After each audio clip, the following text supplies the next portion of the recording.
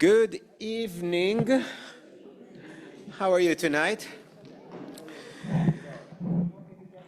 Okay, so tonight we're going to discuss the really easy subject of sexuality in 4 religions. I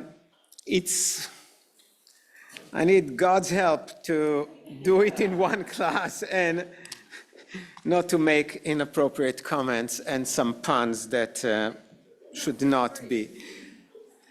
You may say feel free, and then I'll get some text from people. Here is the deal. This subject, when I initially thought about it, I thought, sexuality, I had the concept, and then I started to work on it. I can teach a full month only about sexuality in the Jewish tradition, in a comprehensive way, because it has so much into it. If there is a desire, yeah, I know. I'll be happy to do it. So today it will be just a teaser. And please don't analyze every word I say, because we won't get anywhere. And trust me, this is tea. Just chamomile tea. There is nothing there. So let's see how it goes, because you'll have so many questions. And just you want to know what it means, or what Judaism says about, what Christianity says about.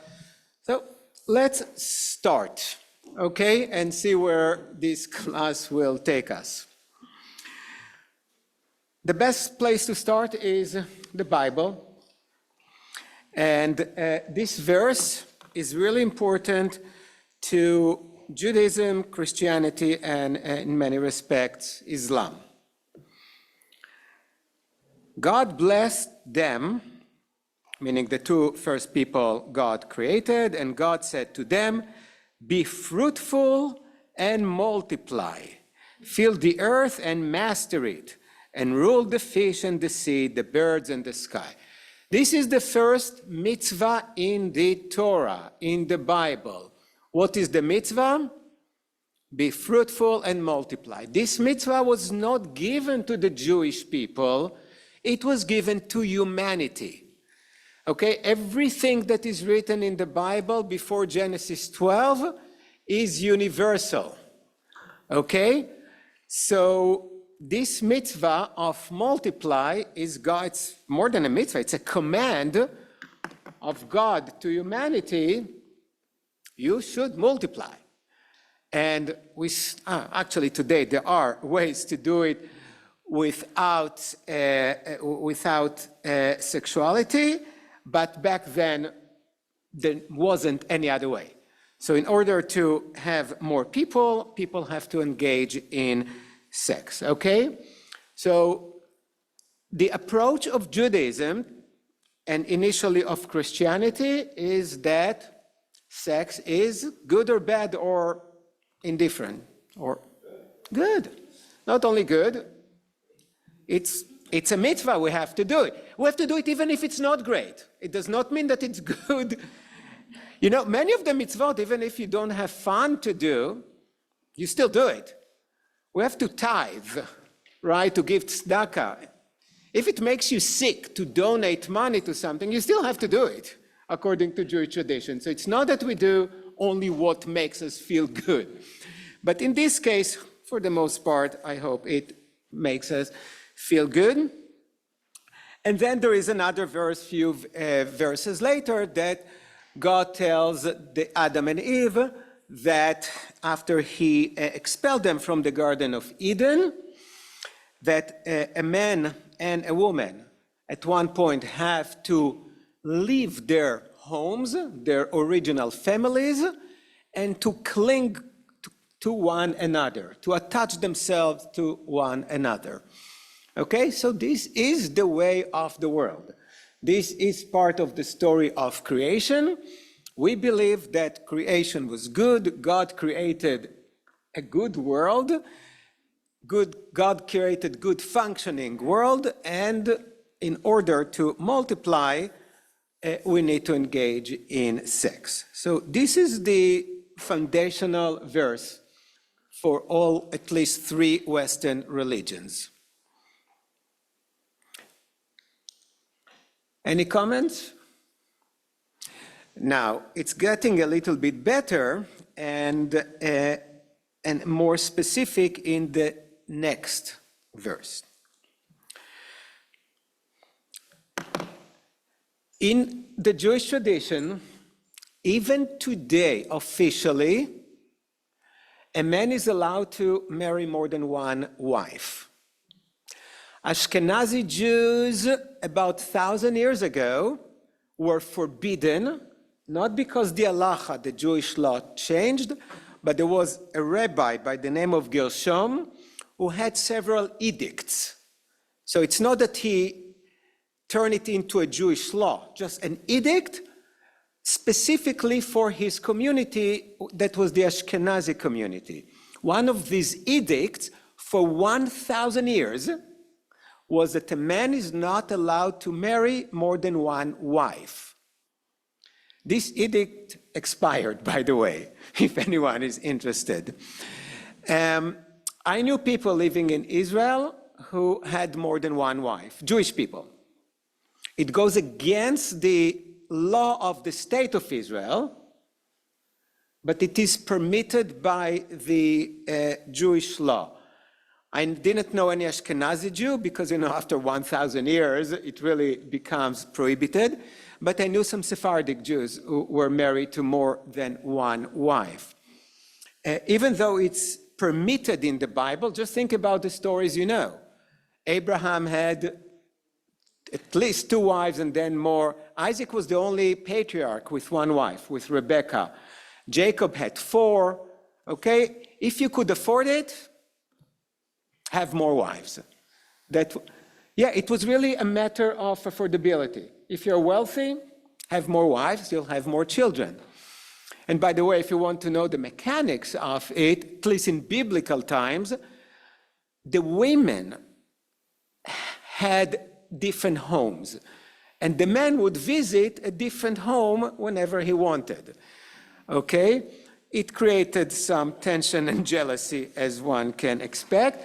Some modern scholars, when they read the biblical stories, they think that they were a polemic against this practice of polygamy. Okay? Because all these stories end up badly. But that was the practice. This is still practice in some Muslim countries. Okay? Now, a woman, of course, is not allowed to have more than one husband. Okay? Because a woman at that time was a property of her husband, but not the other way around. Okay? Just for you to know. But having a woman or women still entails several serious obligations. And this is a verse from the book of Exodus, that it talks about a man who decides to marry another woman, or in this specific context, she was his maidservant, and then he decided to elevate her to a status of a wife. And it says, if he marries another, he, the husband, must not withhold her, his wife, meaning his first one, right? Food, clothing, and onah. Onah was interpreted, I deliberately kept the Hebrew word here, so in English it means nothing. His sexual obligation. And not only that, they took this concept and transferred it to the ketubah, right? Ketubah is the Jewish marriage license. And in the Jewish marriage license, based on the Bible and based on the Jewish tradition, a husband is obligated to provide his bride with shelter, clothing, food, and sex. It's not the wife's obligation, as some people think. it's the husband, and we will elaborate on it later on because it's interesting to see how the rabbis approached it. Okay, so sex is positive and it's the obligation of the husband. Okay, it's one of the things that he has to provide his wife with. Comments, questions? Yes, Ron. Could that have been a test of sanity to marry more than one wife? A test of sanity to marry more than one wife. No, there wasn't, and I don't know if there is today. No, but again, if you read the Bible, you see how bad it was. And the word, the Hebrew word for a second wife, and some of you know it in a different way, is tzara. You know the word tsures? What does it mean? Troubles. I'm not kidding. This is the official word. If you open the Hebrew dictionary, the official, even in modern Hebrew, okay, is tzara. And there are so many stories in the Bible about it. One, for example, where this word appears explicitly is in the beginning of the book of Judges, and we have a story about, the book of Samuel, about Elkanah, a wealthy man who would go to the main temple that wasn't in Jerusalem at the time, it was in Shiloh, to sacrifice during the holidays. And he really loved Hannah. Hannah was his favorite wife, only that Hannah, as is the case in most biblical stories, couldn't bear children. And it talks about the jealousy of how Hannah felt being the wife that cannot have children, and her husband may be attached more to the one who has.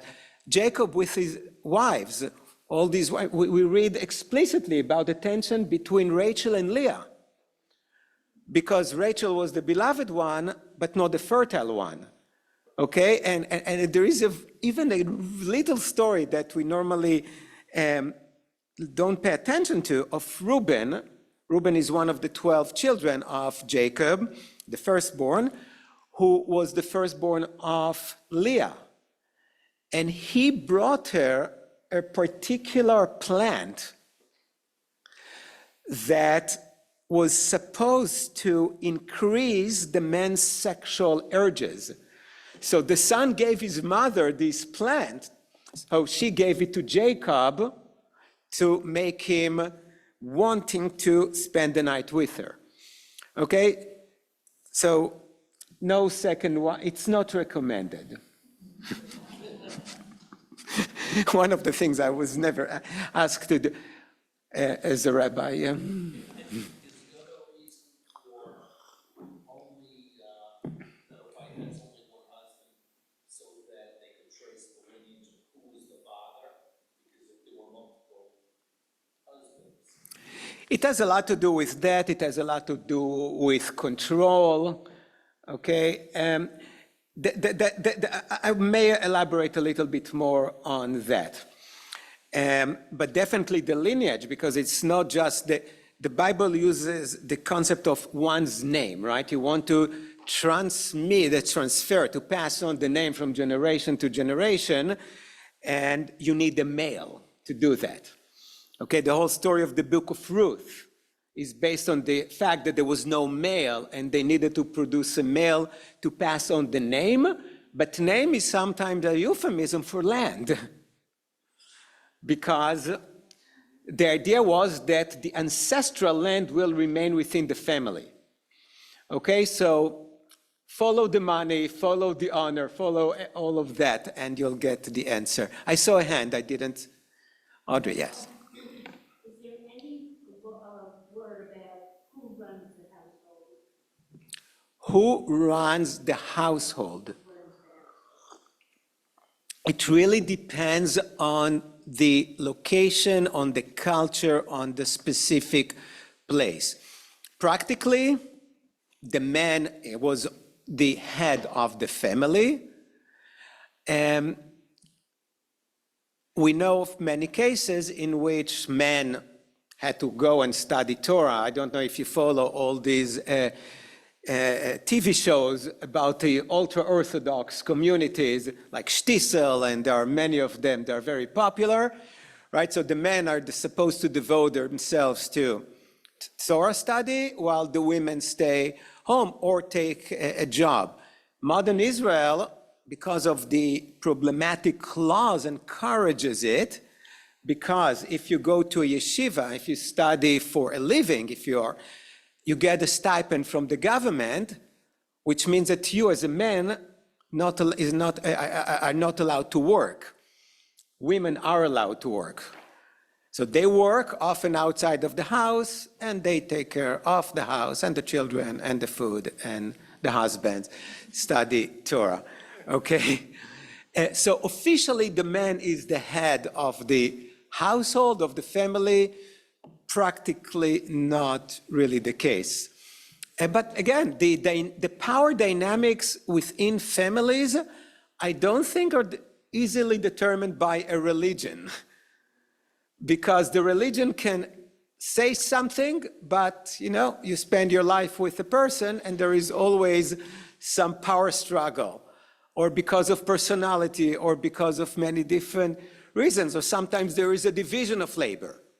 So women are in charge when it comes to child rearing, for example, for education. Men are in charge of other things.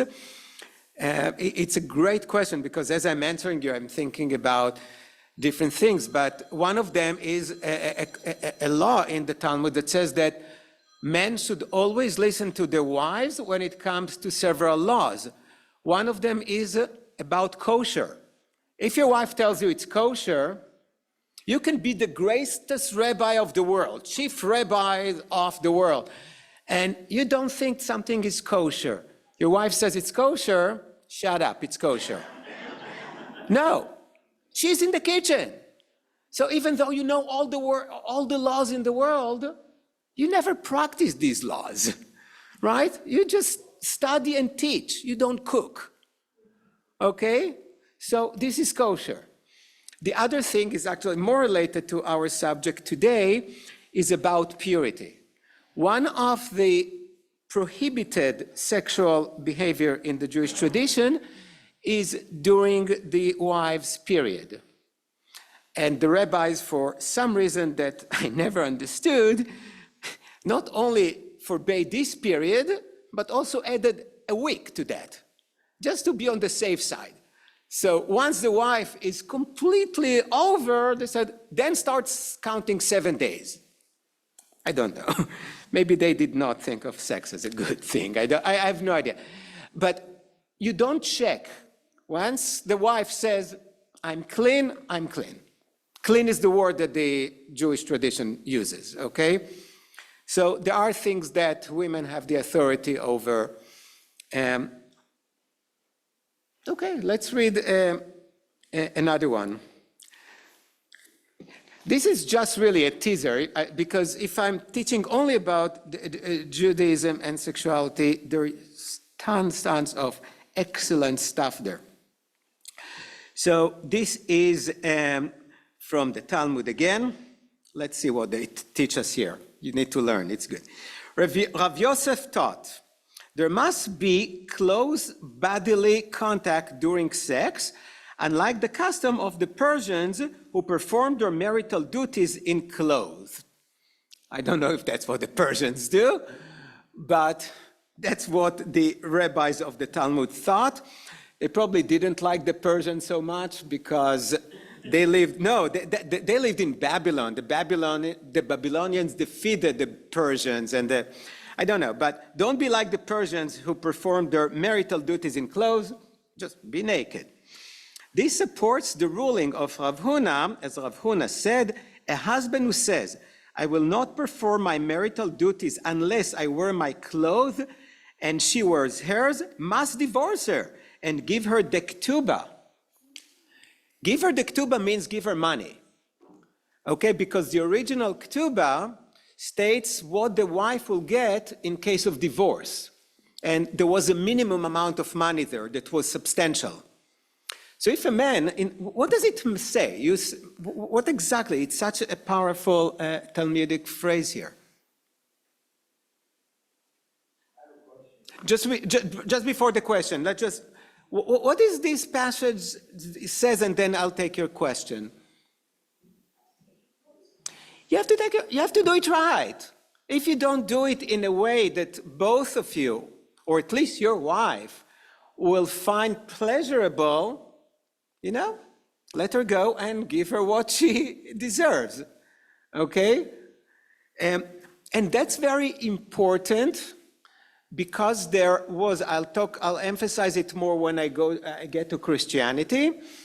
In the 4th century, and starting mainly, the main character is Saint Augustine, started to look at everything that is related to the body as negative. And sex is. Again, I'll explain more later on. And some Jews started to pay too much attention to that and saw it as a sign of piety to serve the body as little as possible. So they would eat as little as possible just to survive. Okay, they would sleep as little as possible just to survive, and they tried not to have sex, or if they had sex, they tried to do it in the most modest thing, just to do it, and that's it.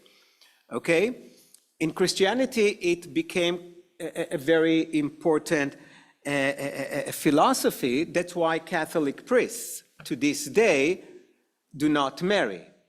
Okay, but it all started with the Neoplatonic concept that says the body is not good.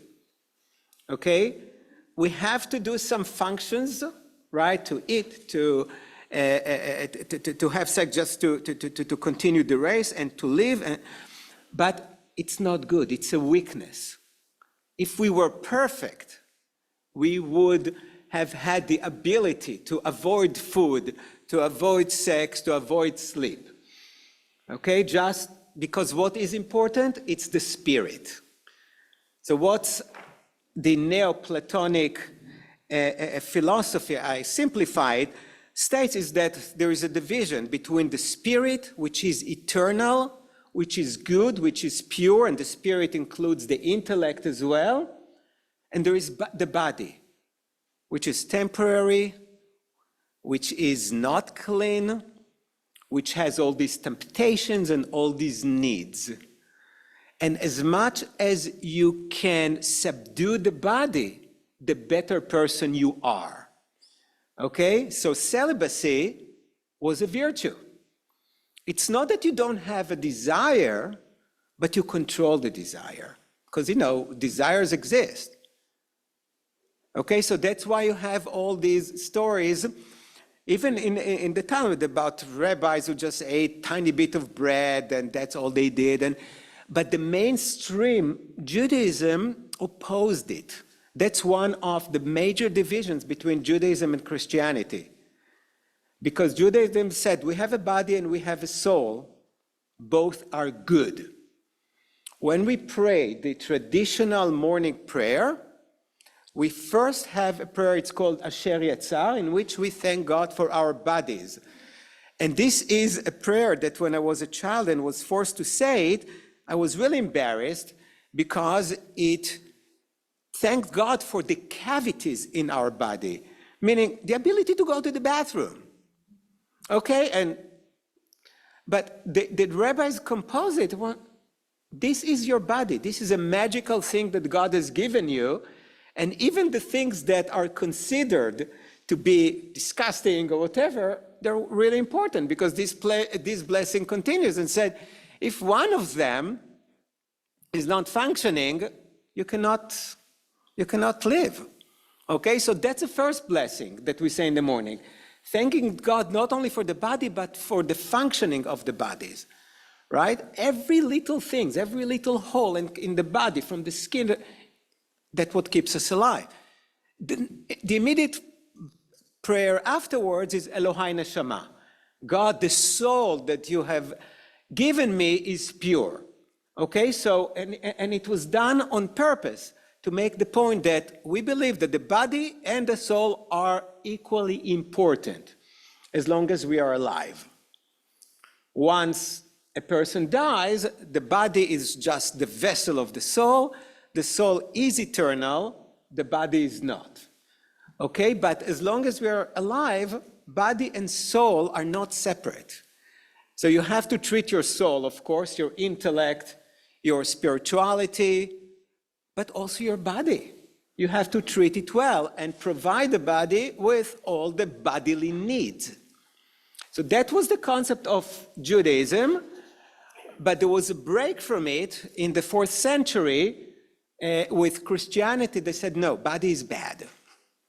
Okay, therefore, sex is bad. Now, Christians admitted that we need it in order to continue the human race, okay? But if you're really good, if you are very strong, if you become a priest, for example, you should not do it. You should fight your temptations, never succumb to them, because that's a weakness, okay?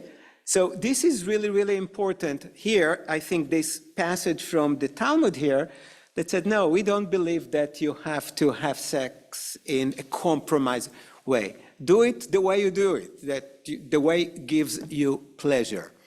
Okay? Edward, you wanted to ask something. If a woman couldn't bear children, do they have the right to adopt a child? What a huge question you're asking me. Adoption is always yes. There is absolutely no problem. I'll say it, and then that can be a huge subject for a quarter of a class. You're supposed to fulfill the first mitzvah, to multiply. You have to have children, right? You cannot multiply without children. According to Jewish law, if a couple is married for 10 years without children, they must get divorced. Many famous rabbis never did it, including Schneerson, the Lubavitcher Rebbe. Okay? There is a law and there is a reality. But the idea that they must have a child. Adoption is an option. Okay? But that's just to give you an answer because you asked, but this is a beautiful subject because it has so many dimensions. Okay? By the way, it was always the wife's fault if a couple couldn't have children. Okay. Yeah, but think about it. Only recently they figured out that it might be the man's fault because the wife is she gets pregnant, men don't. Okay, so it was always the wife's. I saw another hand, Debbie? I know there are stories of in Judaism about men who are celibate who choose to be celibate, and I think I remember there's a time frame where they can be celibate, but then they have to go back. There's a whole idea in the Torah of the Nazarite. Yeah. Yeah, the Torah, it's not just celibate, it's more than that. The Torah realized that some people have the need to feel holier than the rest of the community, okay? So the Torah had a beautiful mechanism, it's called to become a Nazarite, meaning you make a vow that for 90 days, you're going to refrain from all the fun stuff. Wine, haircut is one of these things, okay? You separate yourself. But what the Torah says, it's for a limited time. The Torah never looked positively upon people who decided not to enjoy the world that God has created for them, okay? So as long as you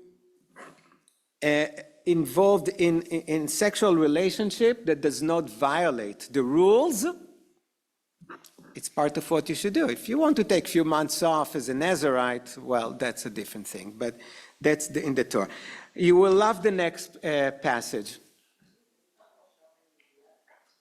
Shomer Negiah is a different thing, is a sort of a modern thing. Men and women who are not married are not supposed to touch each other. They tell you because, sorry? Not married. Married couples are allowed, some would say encouraged, not in public, to hold hands or whatever they want. Some, if you're very observant, you would not do it during your period and the 7 days after. That's why if you go to some very observant homes, they have 2 beds. Okay, so often they have, let's say, 2 twin beds. I never remember the sizes. They put them together for, let's say, 2.5 weeks or so, and then they separate them for the period plus 7. The Shomer Negiah today is something you hear mostly from young people who consider it as a higher level of observance, meaning before we get married, not only that there is no sexual relationship, not even touching. Yeah, and that's how I grew up.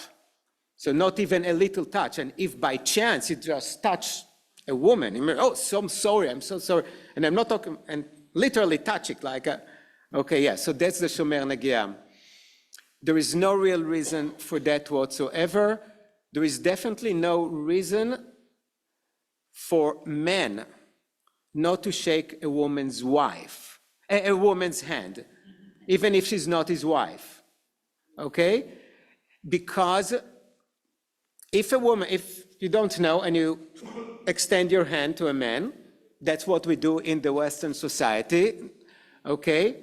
If he would not do it, he shame you publicly because you're embarrassed. Oh my God, I didn't know, and you feel.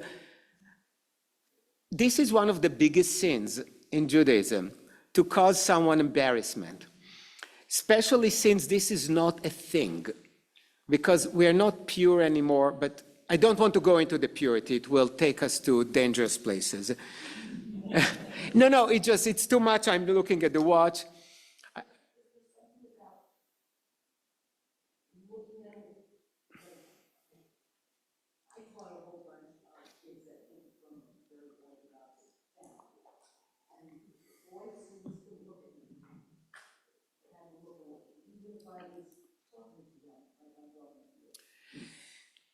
Yes, there's something that happened in Judaism and in Islam.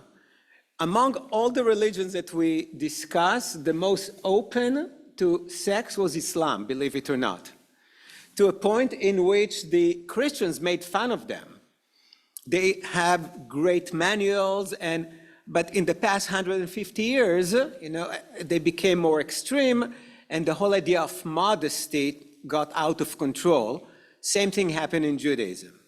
Okay, so women are much more covered than they used to be before, to a degree that in Jerusalem 2025, there is a large group that is getting larger that are called the Taliban women, Jewish or ultra-Orthodox.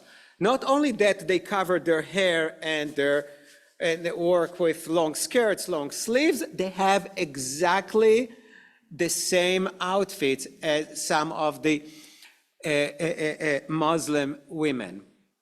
Okay, the same burqa and style, because it's a slippery slope. Once you start with modesty, you can always become even more modest. Okay, so you can say, no, we are quite modest, right? But then you can say, okay, no mini skirts, and then the skirt has to go all the way to the floor. And then you cannot just, and then you have to cover your hair completely. Okay? So, and the reason in Judaism for women to cover themselves is to protect the men. Because men are pigs, according to the Talmud. No, men men's temptation is much greater than women's. That's what the Talmud said. So to help men not to be tempted, women have to cover themselves. I think that men should wear almost super dark glasses or something like that. It's not fair, but again, that's, I have too much to say. Let's read that because this is really cool. The last Mishnah Ketubot, the last paragraph here. Students who live for the purpose of studying Torah without the consent of their wives have 30 days. 30 days for what? To not having sex. Okay, if you just decide that you don't care what your wife says, and you say, okay, I'm leaving the house, I'm going to study Torah for 30 days. Oh, you cannot go for longer than 30 days because you have to come back after 30 days, because at least once a month, you're obligated to provide your wife with her right of sexual relationship. Laborers, once a week. Laborers, you go to work in the morning, you come in the evening, no excuses. Okay, the law of providing second to one's wife, that is standard in the Torah as follows. One at leisure, what was it? Oh, I think that like, it seems like, okay. One at daily, oh. I think that I missed, somehow I cut a line or something, but let's try to make sense of it. Stated the Torah, one at leisure daily, okay, people who have all the time in the world, those who have trust funds, no obligations, life is good, every day. Laborers twice a week, donkey drivers once a week because they had caravans.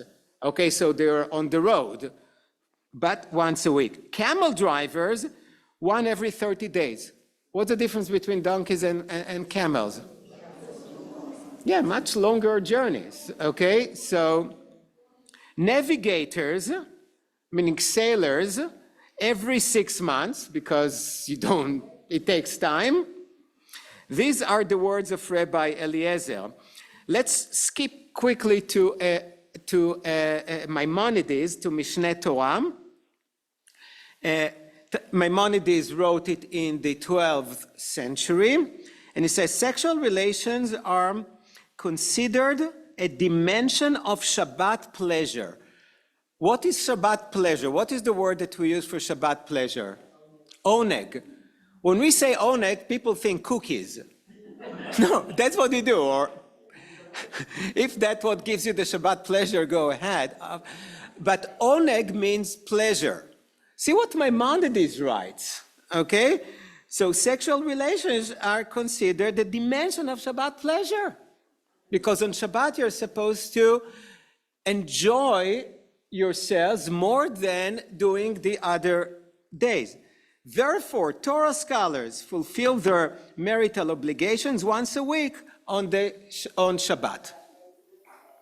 That's why it's a mitzvah, because Maimonides says it explicitly. Okay, it's not that you cannot do it more often, but not less. And Shabbat, but the interesting thing is that we started to look at sex as an obligation, right? You have to multiply. But here, all the things we see have nothing to do with the mitzvah of having children, because sexual relationship is an important element of relationship. And there are even more fun things here that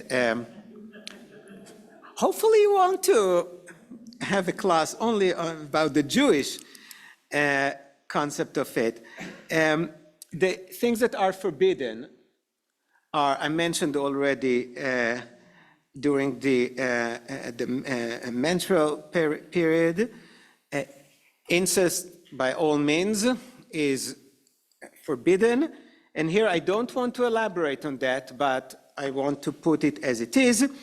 Homosexuality between men They didn't even conceive that women can have homosexual relationship, okay? The whole notion of sexuality was not known in antiquity, okay? They were aware of the sexual acts, but not on the concept that men are attracted to men and women to women. So the Torah explicitly say, do not lie with a male as one lies with a woman. It is an abomination or abhorrence. And few verses later, it says, if a man lies with a man as one lies with a woman, the two of them have done an abhorrent thing. They shall be put to death, and they retain the blood guilt. Okay? So when I teach, I give you the entire picture, the good, the bad, and the ugly, or whatever you call it. That's the Torah.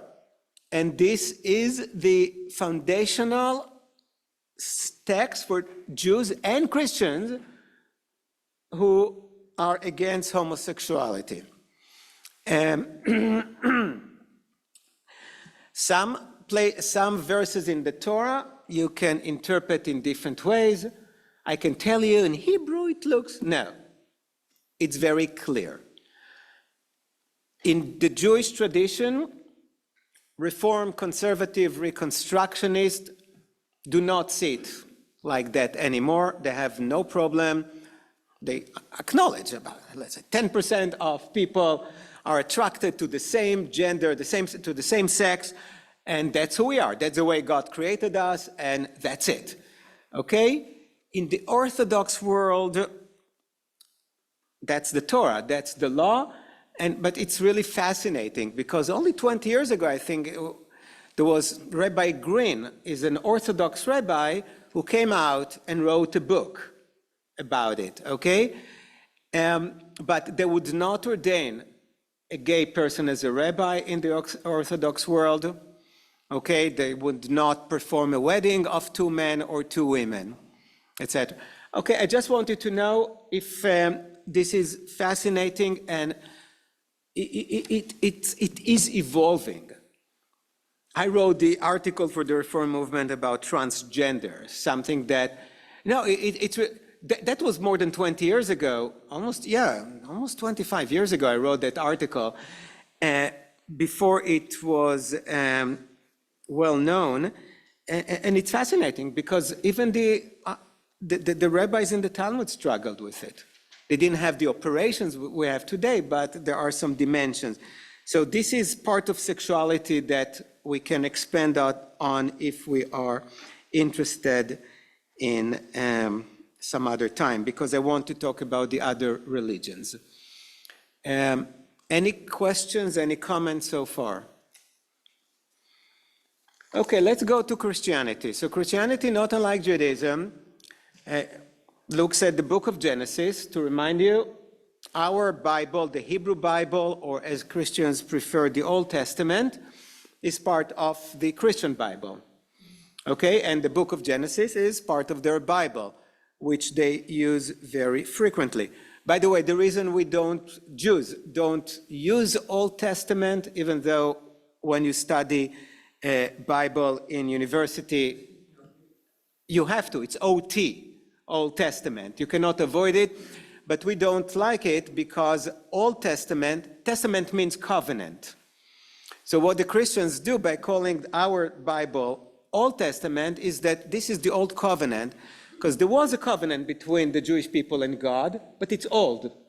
It's done. Now there is a new covenant between God and the new people, or the people who choose to follow Jesus and Jesus's teachings. Okay, so for Jews, if you take it literally, Old Testament means that it's not relevant anymore, because they said that the condition of the covenant between God and Jews were fulfilled with the birth of Jesus Christ, right? And now we start something new. And we say, no, we're still around, we're relevant. I elaborated on it when I explored some of the Christian roots of anti-Semitism, because according to that concept, Jews were supposed to disappear, and we didn't. And some Christians thought that their role is to make the Jews disappear. Okay? Anti-Semitism is not only a Christian thing, but one of the dimensions is. Okay, ready to read some Christian sources. Let's just go to the Corinthians. But because of the temptation of sexual immorality, each man should have his own wife and each woman her own husband. Marriage in the Christian tradition is sacred. Okay, it's a sacrament in many of the Christian denominations. It's also sacred in Jewish tradition, okay? It's a covenant, okay? For Christians, it's very clear that sex outside of marriage is forbidden. I read in many books and articles, even in preparation for today, that it's forbidden in Judaism. Wrong. It's not. Okay? It's not. If a woman is not married to another man, there's no prohibition to have a sexual relationship with another man. Actually, she can have even with if you are. But, okay, so it's not true. Premarital sex is not prohibited. In a time in which virgins had a higher monetary value, which was the case for hundreds or thousands of years, and marriage meant that the future groom or future husband would pay the father for the bride, virgin would bring more money. Okay? So yes, so if you're not a virgin, you will get, or your father will get less money on your behalf, or not on for himself. But there is no prohibition. It's not morally or halachically forbidden. And I just saw it too many times in articles, and there is absolutely no proof for that. Okay? So let's say, but in Christianity it is forbidden. Premarital sex or any other sex outside of marriage, because marriage is sacrament, it's sacred, and sexual relationship within marriage is sacred and important, but not outside. Okay, so that's, let's look at another one. For this is the will of God, your sanctification, that you abstain from sexual immorality, that each one of you know how to control his own body in holiness and honor, not in the passion of lust like the Gentiles who do not know God. Okay, there is permitted sex between man and a woman who are married to each other. Everything else is not. This is the Gentiles. Okay? It's interesting to see that the New Testament uses the word Gentiles because they were Jews, at least for the most part in the beginning. Okay? And the last one, let marriage be held in honor among all, and let the marriage bed be undefiled, for God will judge the sexually immoral and adulterous. And as I said in the beginning, I mentioned the Neoplatonic St. Augustine and the notion that yes, but there is a problem here because sex is also succumbing to the bodily needs. This is not the opinions of the Protestants. That's why all the ministers, Protestant ministers, are married. Okay, some of the Eastern Orthodox are married. Even in the Vatican, it's something that many people don't know. You know, there are tons of cardinals and important Christians in the Vaticans, but there are people there who are married because there are some sub-denominations who allow it. But for the most part, the Roman Catholic Church does not allow their priests. And it all started with these 4th century Neoplatonic ideas and St. Augustine as the main one. Let's read a little bit from Islam. Unless, do you have some questions? I know I didn't do a lot of justice to Christianity here, but Where do the Mormons fit into this? you know what? I'll just tell you that I don't feel that it's fair for me to talk about the Mormons because I never studied it. I did see the Book of Mormons. No, I read about it, but I thought it was great, by the way. I know that many people hate it. I think the music is great. And so many people, when I said I liked it, how dare it? I thought it was great. And yeah, and I think it's now again in Kravitz, I think. Is there anywhere, because I have some Orthodox cousins who will not do anything premarital. Is there anywhere where they interpret or used to interpret that they're not allowed? So the best way, I'm not saying, you know what, thank you for that question. I said that it's not prohibited. I did not say that it's encouraged. Premarital sex or sex outside of wedlock, okay? I'm not saying it is encouraged, not by traditional Jewish teaching. Still, Judaism, like Christianity, like Islam, sees sex as the best way and the most sacred way within the framework of marriage, okay? So your cousins and others grew up and say, yeah, wait for the wedding. And it's not only Jewish. I think that even culturally in America, people were supposed to wait. I think that some of you probably heard it too. Definitely, I grew up like that, but I grew up Orthodox. So it's not encouraged. The best way is to wait. I remember that we got these lectures at the yeshiva, and it was very, very embarrassing because we never talked about it. Only that the rabbi told us not to do it. He said that if it was not even sex, it was even kissing somebody who you will not marry, it will never be the same with the one you will marry. Okay, so just don't do anything and save it because it's much, well, but thank you for that. Not prohibited, but not.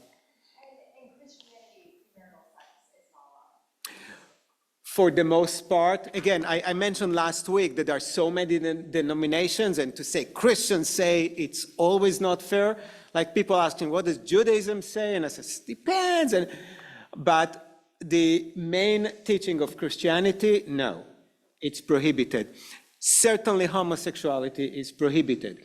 When you look at Christian denominations, and again, I don't know much about the Mormons, the more liberal ones, who have a better understanding today of what homosexuality means, permit it, and will also perform marriages, okay? But still, according to the Eastern Orthodox Catholic, Roman Catholics, and some even other more traditional, more conservative Protestants would not allow it. Let's look at some Islam stuff, Muslim stuff, because you know, I keep talking about Islam in all these classes, and I keep saying that Jews had much easier time in Muslim countries. It's hard to believe because Jews and Muslims, for the most part, are enemies in the past 100 and something years. But it all started with Zionism, and in this case, it has nothing to do with Zionism, but the extremism of Islam that grew in the past 150 years. But this is from the 12th century, an example. Know that marriage is a blessing from God and should be approached with gratitude and sincerity. Intimacy within marriage is not merely for physical pleasure, but also for procreation. Look at that. No, look at the order. In some places, they would say it's not only for procreation, but also for pleasure. Here they assume that it's for pleasure, but also for procreation, right? It's not merely for pleasure, but also for procreation, strengthening the bond between spouses and seeking closeness to God. they bring God into it. Okay? I use the word sacred a few times on purpose. It's a gift from God. Marriage is a gift from God. Intimacy is a gift from God. So God wants us to enjoy it. And God is a partner in a way. The husband should treat his wife with kindness, gentleness, and respect, fulfilling her rights. The wife should obey her husband in matters that are in accordance with Islamic law and maintain the sanctity of the home. Both spouses should strive to maintain a loving and harmonious relationship, avoiding conflict and discord. It's very clear. The man is above the woman, still today. And in mainstream Islam, if a man wants to have sex, he tells his wife, "We're having sex," and it's his right. Okay, not in Judaism, by the way. But the man is obligated to treat his wife with kindness, gentleness, and respect. Let's read another one from the 15th century. There are various positions for intercourse, each with its own benefits and pleasures. The man may lie on his back and the woman on top, or there's some other suggestions, or the woman may lie on her side. It is important to vary the positions to avoid monotony and to discover what brings the greatest pleasure to both partners. So today when you think about Muslim women, you think about burqa and covered and the whole thing and not allowed to drive or all these things, but this is only in the past 150 years, okay? All this, it started with modesty that went out of control. So in many regards, sex in Islam is quite similar to Judaism, except it's permitted only within the framework of marriage, and men are allowed to have concubines and even other wives. Okay? Yes? They refer to women's rights. What are her rights? Her rights are quite similar to the rights in Judaism, rights for food, for shelter, and for sex. Okay, so yes, you have to treat your wife not as a sexual object, but both of you are entitled to pleasure. And there is even one that I did not include here, probably should have, and I don't remember, no, it was not Muhammad himself, but one of his close disciples who says that the man has to satisfy his wife first, and only then continue with his satisfaction. Okay, so Islam, for the most part, was pro-sex. A lot of writings, they have even a version of the Kama Sutra of Islam. It's quite open about it, even in education. There is a whole list of ages when what sexual aspect you teach children in certain ages. What is age appropriate for different things? Okay, so this is the core of Islam when it comes to sexuality, and maybe in people's home it's still the case, I don't know. But the picture we get of Islam today is different. Buddhism, wow, I was good with time today. So Buddhism, of course, is different because it's not one of the Abrahamic religions. I didn't talk enough about Buddhism last week, so let me just give you a tiny bit of explanation, and it will lead perfectly to their approach to sex. So the first thing that Buddhists believe in that is dukkha, suffering. We all suffer. We will suffer. Suffer is part of life. Accept it. Okay? It's related to one of the first questions that we dealt with, the question of evil. Okay, we're all going to suffer. physically, emotionally, in any way possible. It's part of life, and we should try to minimize the effect of suffering, but it's unavoidable. Okay, that's one thing that I wanted to remember. What is the main cause or the cause of suffering? Say attachment. Okay? Attachment. Craving. Desire. Okay? Think about it. Most of our pain comes from attachment. When we are attached to a person, and something happens to that person, we are in tremendous pain. If we don't have this attachment, well, not a big deal. If we don't have an attachment to objects, okay, I don't really care about my watch, so if I don't have it, I lose it. I don't have it. I was never attached to it, okay? So it's a profound thing. I simplify it, as I often do when I try to cover so much in 70 minutes, but attachment is the genesis of suffering. And big part of meditation and the Buddhist way is not to get attached to anything, including to other people. So it's easier not to get attached to objects, but to people it's much harder. That's why the Buddhists have their own priests. As a priest, you own nothing, like a Catholic priest, and you're celibate. Because they said sexuality is great. It brings pleasure, just do it with respect, and don't use it to control others, to abuse others, everything that we would expect. But also, sexual desire causes pain when you don't get it, or causes you to act in a way that you're not supposed to. Okay? So in Buddhism, they have nothing against sexuality. Again, it's a gift that we have, but it's a very dangerous thing that we have to learn to control. Because sexual desire is extremely strong,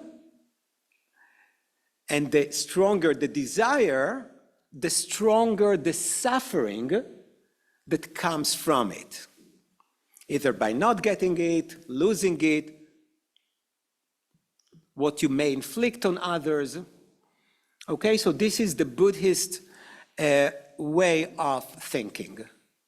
Okay, so we suffer because of attachment, because of our desires, because of our craving. Okay, and if we don't crave anything, we cannot really lose anything because we don't really care. Okay, it's not going to cause us pain if we lose something that we are not attached to. Okay, if we don't have this craving for sex, for specific food, for specific pleasures, if we don't have it, we're perfectly fine, we're good. Okay, so that's why I had to meditate 12 hours every day for 10 days. And I had a lot of craving for stopping the pain, but that's a different thing. Any questions or comments? Wow, Debbie. Not having an attachment, and my attachment to my children, I could never meditate away. I don't understand. So that's why it's the hardest, and that's why when you read Buddhist books, there are many stories about parents who lose children because there is no greater loss that anyone can think of, right? And that's when the Buddha tells all these the stories that say, no, the kid was never really yours, right? But I read it. That was a big part of my my meditation retreat, whenever they talked about losing kids, they lost me. Really, they lost me. I was able to get a lot of it, but this is but again, I spent 10 days doing it. When you spend an entire life and you meditate at least 2 hours a day, the whole concept, the whole idea is to get yourself rid of craving and attachment. And how many people really reach nirvana? That's the real meaning of nirvana, that you feel free from craving and attachment. Very few, if nobody, but that's what you are thriving to do.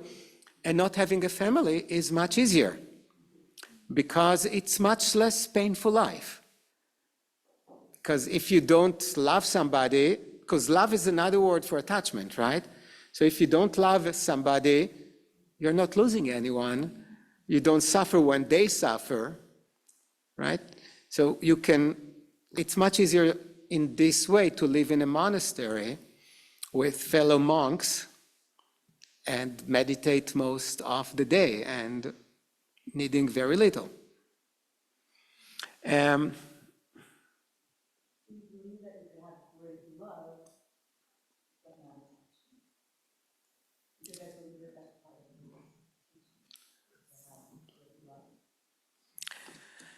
Yeah,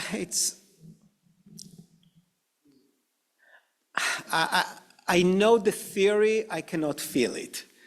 Because I think that, I look at love and attachment almost as the same thing. I know it's not the same thing, but if something happens to my kid, no matter how, I can meditate 20 hours a day, and I just don't know. I think that once you have it, right?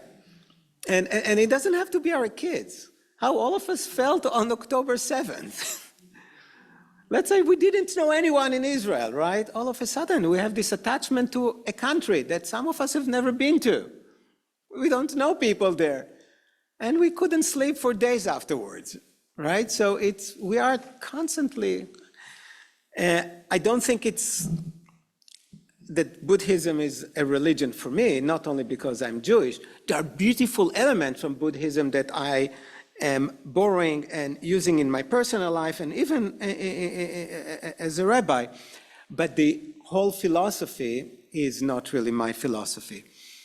Does that mean you can't have passion for anything? You can have, but you can do it in a way that you are not really attached. And if you don't get it, you don't get it. You don't have this pain, this suffering for not having it or for losing it. I know Buddhism, Hinduism is fascinating. I use it only to compare it to the 3 other religions because it's so different.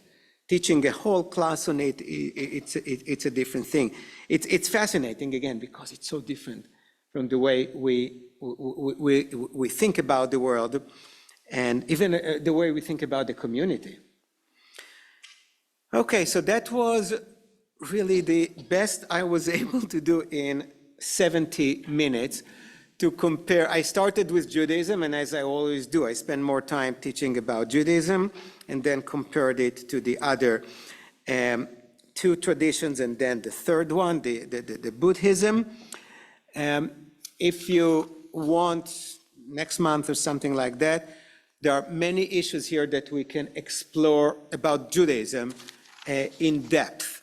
Okay, I'm talking about LGBTQ in general and many other things. If you have anything specific in mind, I would love to consider dedicating time and bringing the appropriate texts to support it.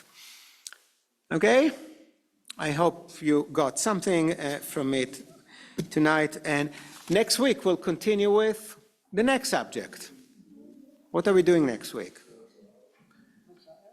Messiah? Do you want to do Messiah? Let's do Messiah. Yeah, no, Messiah is good. Messiah.